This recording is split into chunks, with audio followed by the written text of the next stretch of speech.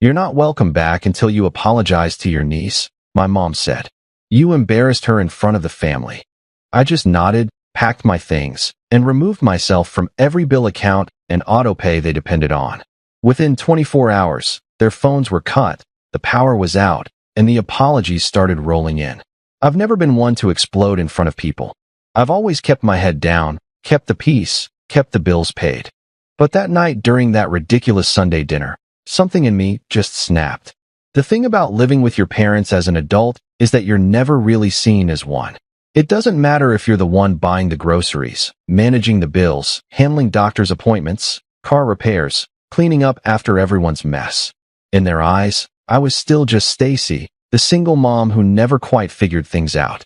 We were all squeezed around that overused oak table.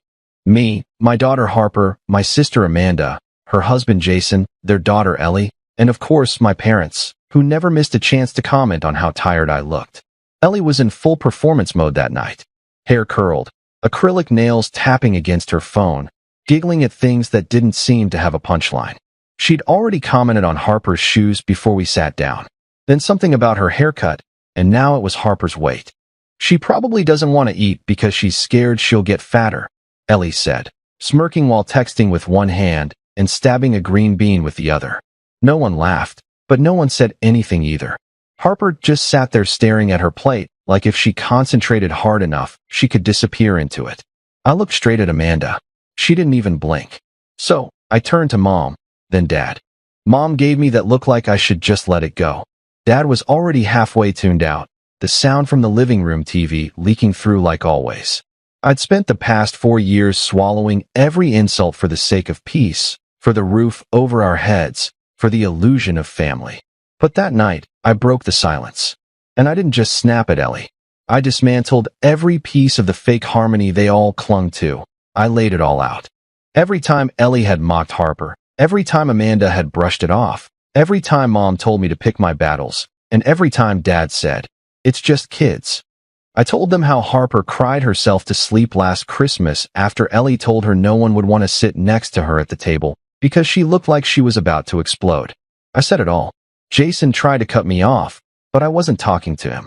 Amanda finally raised her voice, tried to paint Ellie as just a teenager, as if that explained years of targeted cruelty. And then, Mom, after everything, turned to me and said the sentence that still echoes in my head. "You're not welcome back until you apologize to your niece. You embarrassed her in front of family." That was it. Not one word about Harper. I didn't respond. I just stood up, told Harper to grab her backpack, and we left. We walked across the driveway in silence, back to the guest house I'd been paying rent for, even though they never cashed the checks. I packed everything in 2 hours. Mostly clothes, Harper school stuff, our important documents. They didn't come out to check on us. No one knocked. I didn't cry. I didn't scream. I just opened my laptop. I removed myself from every bill, the phone plan, my gone electric. I was the one paying through my account. Hence, the car Amanda drove still under my name. I reported it as no longer in use. I shut off every autopay, every subscription, every service they leaned on.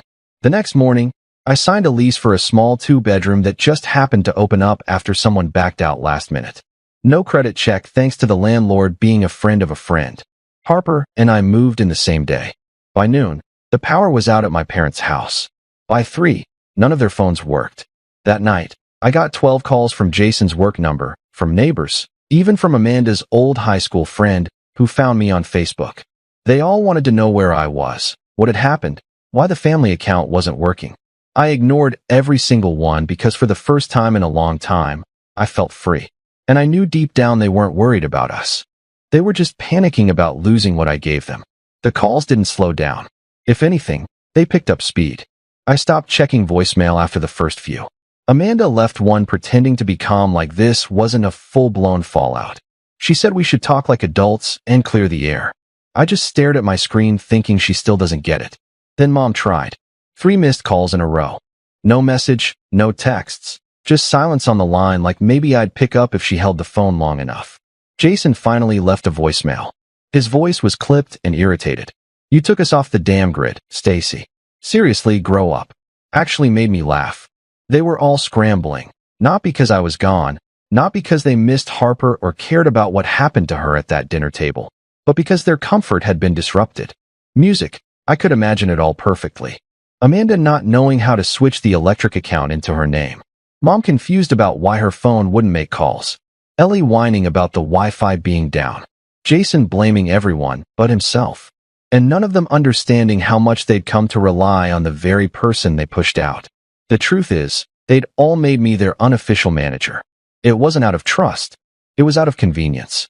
I was the one who paid the bills, set the reminders, handled the paperwork, ordered the groceries, fixed the thermostat, arranged the car inspections, paid for Mom's medications when she forgot her wallet, registered Ellie for summer camp when Amanda didn't feel like dealing with forms. They had always assumed I'd be there to handle the unglamorous parts of life. I wasn't anymore. Not now. Harper and I were unpacking in our new place when a friend messaged me to say Amanda had posted some vague quote about being betrayed by people you help. Typical. Amanda could never admit she was wrong, even if it were gift-wrapped. Then Brianna called.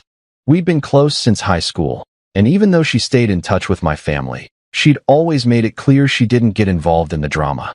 This time was different. Your mom showed up here, she said. She didn't say much, just asked where you were living now. I froze. Brianna said she looked tired, exhausted, not angry. She asked if you were okay. I told Brianna not to say anything, and she promised she wouldn't, that I wasn't scared of them finding me. I just didn't want them thinking they had a door they could walk through without knocking. That night, someone slipped a letter under our door. A plain envelope, my name written in my mom's handwriting. Inside it said Harper didn't deserve that, but neither did Ellie. We all make mistakes. Please come home. No apology. Just a careful attempt to balance blame. Harper read it too. I didn't hide it from her. She handed it back without saying a word. I left it on the counter next to the lamp. They still didn't get it. This wasn't about one dinner, one insult, one silence. It was years of being dismissed, useful, but never valued. Now that I was gone, now that the lights weren't on, the phones weren't working, and no one remembered the insurance password, suddenly it was a crisis. For Harper and me, though. We were finally learning how to breathe. The second week in the apartment felt like stepping into someone else's life. Not because it was perfect, but because it was quiet. No banging doors. No footsteps in the hallway at night. No tension buzzing in the walls. Harper adjusted quickly. I think kids know when the air is finally safe. One night, I came home to find her sprawled across the couch, wrapped in a blanket, eating cereal from a mixing bowl and watching an old cartoon, her socks half off. She grinned and told me the kitchen sink was dripping again. That was it. No fear, no anxiety, just a kid being a kid. Meanwhile, everything we left behind was unraveling. Amanda texted first, dramatic, vague, and completely missing the point. This isn't you. Ignoring your own family. You should be ashamed. I read it twice, then blocked her. Jason emailed 2 days later. Long and angry. Words like irresponsible, abandonment, legal trouble. He'd finally realized the car insurance was in my name and had been canceled. He ended with, I thought family meant something to you. I actually laughed. Then came a letter from Mom. Not a call, another handwritten note, delivered to our mailbox. Her handwriting was shaky. I hadn't seen it in years. Please talk to us. This has gone too far. We need you. Harper needs family. I miss you. No mention of what caused this. No apology. Just a plea, like I'd disappeared without reason. But I hadn't disappeared. I was living 2 miles away. I just wasn't crawling back. The real shift came when the mortgage company called. Amanda had tried to get information and was denied. She wasn't authorized. So I updated the mailing address. All notices would come directly to me. Overdue property taxes, lapsed insurance, unpaid trash bills. I didn't tell anyone. I let the mail speak for itself. They started reaching out through anyone who might still talk to me. A girl from college messaged me saying Amanda was just trying to make things right, and that maybe I could be the bigger person. Even Ellie tried reaching out, not to Harper, but to one of her friends. Tell her I didn't mean it like that. Harper read it, handed me the phone, and said nothing. She didn't ask what to reply. That was new. Then came the knock at the door. It was Brianna, holding groceries and looking uneasy. I didn't tell them where you live, she said immediately. But they're trying to find out. She sat at the kitchen table and told me the truth. Mom wasn't doing well. Amanda was spiraling. They were scared, really scared. They didn't know how to function without me. and they were finally realizing it. That night, I lay in bed listening to the soft hum of the fan in Harper's room. I thought about how I used to fall asleep to yelling and slam doors. Now it was quiet. No one needed anything from me. That silence, that was freedom. They were standing in the same cold silence they'd always given me when I spoke up, when I asked for help, when I said Harper deserved better. I wasn't in any hurry to warm it up, that I thought I understood the pattern. Ignore them, they get louder. Wait longer, they get desperate. But I didn't expect him. 3 weeks into the new apartment, halfway through my shift at HomeGoods, I looked up from organizing candles and saw my dad standing there in his work boots and old jacket, completely out of place. We hadn't spoken since I left. He'd never called or texted. Typical. He always let Mom or Amanda do the talking. After a long silence, he said, "You were right." It caught me off guard.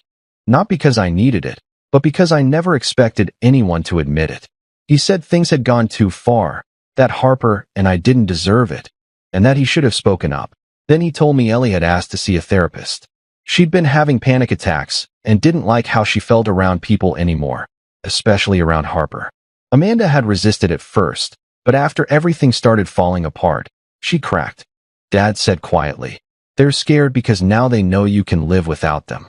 Before he left, he handed me a folded drawing Harper had made months ago, stick figures of the two of us in front of a blue-roofed house. On the back, he'd written that she'd left it behind. The next day, Harper asked to go to the park near the old house. She said it wasn't about them. She just liked the swings better. While swinging, she told me Ellie used to push her when they were little, before things changed. Then she added, "I stopped trying too." That night, Brianna texted to say Amanda wanted to talk. I didn't respond. For the first time, it didn't feel like they were pulling me back. It felt like they were finally sitting with the weight I'd carried for years. A few days later, an envelope showed up under my door. This time it was from Amanda. She admitted she should have defended Harper and called herself a coward for not doing it. I read it twice, then went on with my evening. I wasn't jumping anymore. The next day, Harper came home saying Ellie had helped her with a science project and hadn't said anything mean. That stopped me. Later, while sorting old photos, I realized maybe it wasn't that people turned bad. Maybe they just got used to me absorbing everything. And when I finally walked away, they were left to face the mess on their own. That Monday morning, an unknown number called. I let it go to voicemail. It was Amanda. She said she was taking Ellie to her first counseling session. Ellie had asked again. She said she didn't know what would come out, but this time she was going to listen. She didn't ask for forgiveness or for me to come back. She just said, "I think I'm finally doing what I should have done a long time ago." And for once, I believed her. That night, Harper asked if she could give Ellie a book that had helped her feel better about herself. I didn't stop her. I sat in the quiet of our apartment and realized I didn't want to go back, not even a little. I wasn't angry anymore. I just knew I'd never be that version of myself again. A few days later, Harper showed me a message from Ellie. She said she'd been going to therapy, that she understood now why the things she said mattered, and that she was truly sorry. Harper shrugged and said, "She's trying." That's new. A week later, Amanda called me directly. No excuses. No pressure. She said she knew she didn't deserve trust, but hoped that showing up differently might earn some of it back. She mentioned volunteering with Ellie and asked, carefully, if Harper might want to join someday. I told her I'd think about it.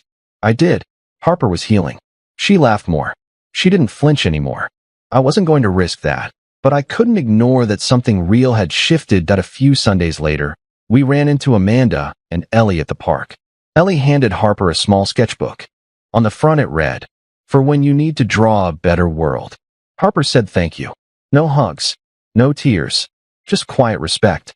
Amanda apologized to me. Not dramatically. Not publicly. Just honestly. We didn't make plans. We didn't pretend things were fixed. But it felt like the pretending had finally stopped. A month passed. Peacefully. Harper thrived at her new school. I slept through the night. Life felt normal in a way I'd never known. Then a letter came from the mortgage company. The house had been refinanced and fully removed from my name. Amanda had handled it quietly. Inside was a note. "No more weight on your shoulders. For real this time." Soon after, my boss offered me an assistant manager position, not out of need, but because I kept things running. I said yes. And for the first time, I felt proud in a solid, lasting way. That night, Harper made pancakes for dinner and said, "You're not stressed anymore. You laugh now." She was right. Later, Amanda sent a photo. Ellie holding a sign. Therapy milestone. 10 sessions. No caption. No request. And for the first time, what I felt wasn't anger, guilt, or obligation. It was peace and space to choose what kind of family we'd allow in our lives going forward.